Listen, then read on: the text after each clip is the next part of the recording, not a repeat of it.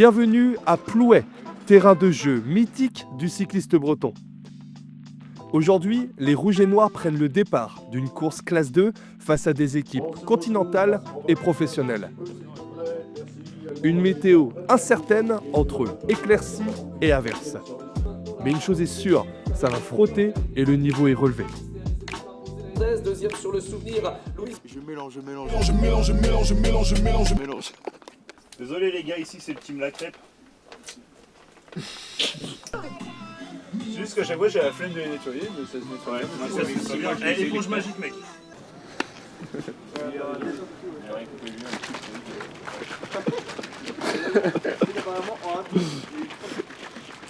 Ouais, tu te sens comment avant la course là? Ça shake. Ça shake. Les sensations sont là ou ouais. Ouais, on verra bien. Après, c'est une course difficile, donc on va essayer d'exister déjà. Et puis, Ouais, c'est vrai que on se retrouve face à des grosses équipes quand même pro team, même continentales.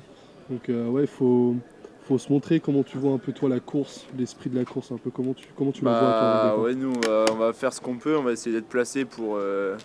En étant placé, on pourra mieux voir la course et être apte à donner le meilleur de nous-mêmes, quoi.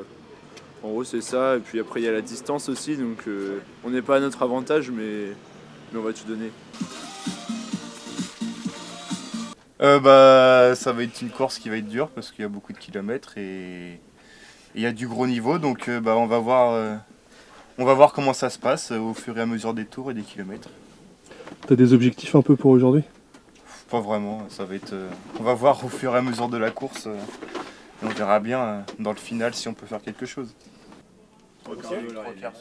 C'est ça, il est dans ce sens-là. Ouais, exactement. Mais pour moi, ça va vraiment dynamiter à fond et comme vous le disiez, ça va être des groupes de 5-10 qui vont se jouer des placettes par-ci par-là. C'est facile d'être à l'avant qu'être à l'arrière s'il y a une vague de vin.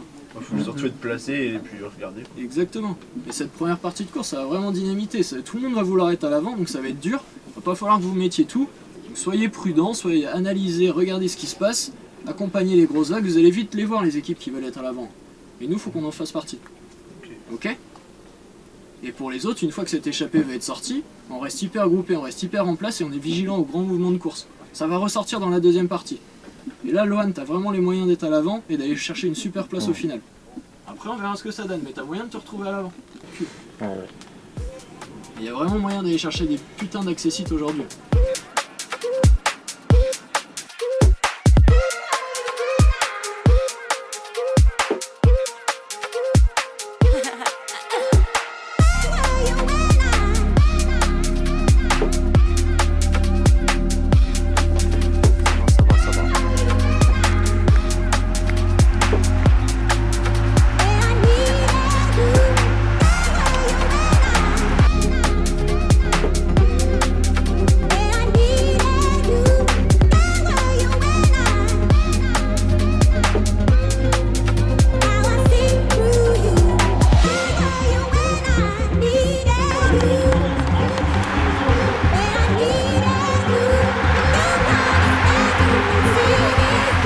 Au fil des kilomètres, la course se complique. Quelques hommes tentent de sortir du peloton, mais ça ne dure jamais très longtemps.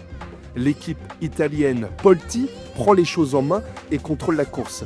À l'approche des derniers kilomètres, les attaques s'enchaînent, chacun tente sa chance pour éviter le sprint. Mais rien n'y fait, c'est un sprint massif qui décide la victoire et c'est l'Italien Giovanni Lonardi qui s'impose. De son côté, Théo Josso se fait piéger par une chute à 1 km de l'arrivée. Il termine derrière le peloton sans avoir pu défendre ses chances. Ça se pète la gueule là-bas. Kilo. Kilo, ça tombe là? Il y a le peloton? Je faisais peut-être un peu plus d'efforts pour monter, mais. Oui. Tu vois, le seul problème, c'est là, c'est sur la chute.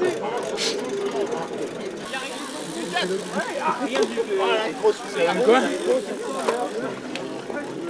T'as réussi à rentrer, please? T'as réussi à rentrer? Ouais. Il gagne. J'ai vu rentrer, putain. Ah, quand t'as relancé au virage, Ah oui. C'est mitigé entre boucher le trou et. Ouais, Ils surtout les premiers montent tours. comme des chiens la bosse. Enfin, les bosses. Même le tour où Paris, ils ont bouché un trou là. Mais quand. La course c'est parti hyper fort déjà, les 3-4 premiers tours là c'est parti à bloc. Du coup le temps c'était dur de récupérer après ça et ça frottait vraiment beaucoup donc fallait tout le temps être placé devant pour accompagner et puis pouvoir jouer avec les meilleurs mais ça bouffait pas mal d'énergie et au moment où il y a la cassure on était moins bien placé et ouais, du coup, on n'a pas pu accompagner le premier peloton, mais ouais, on a fait une belle bataille quand même. On a réussi à mettre Théo dans le peloton et voilà. Comment s'est passée cette course justement pour toi? Ouais, ça s'est plutôt bien c'était ma première en classe 2. J'avais un peu peur des bornes, un peu peur du niveau, mais au final, ça s'est bien fait. Au départ, c'est parti vite pendant 1h30, mais après, il y a l'équipe Polti, l'équipe du vainqueur qui a bien contrôlé, donc c'est des efforts qui me correspondaient plus. À la fin, 3 tours de l'arrivée, je me fais avoir par une cassure, j'ai essayé de boucher le trou et il n'y a que Théo Josso qui est rentré, donc au moins ça n'a pas été inutile. Et puis je finis dans un groupe éto entre guillemets. Quels vont être tes objectifs pour la semaine prochaine? Le repos déjà, et tu te projettes comment pour la suite? Alors la semaine prochaine, je suis pas prévu sur une course avec l'équipe, je vais voir si je cours tout seul de mon côté ou si je cours pas. Et puis ensuite, il y aura les courses de fin de saison avec la ronde mayonnaise, Tour de Ruisse. Et puis je ferai peut-être les chronos en fin d'année avec le duo breton et le championnat de Bretagne de chrono individuel. Donc bien finir la saison avec la rentrée qui est demain. Je vais essayer de gérer pour pas trop être fatigué, mais maintenant on est plus sur la fin quand même. Eres mi lugar favorito, ey pa, no me dejes sola ni un ratito.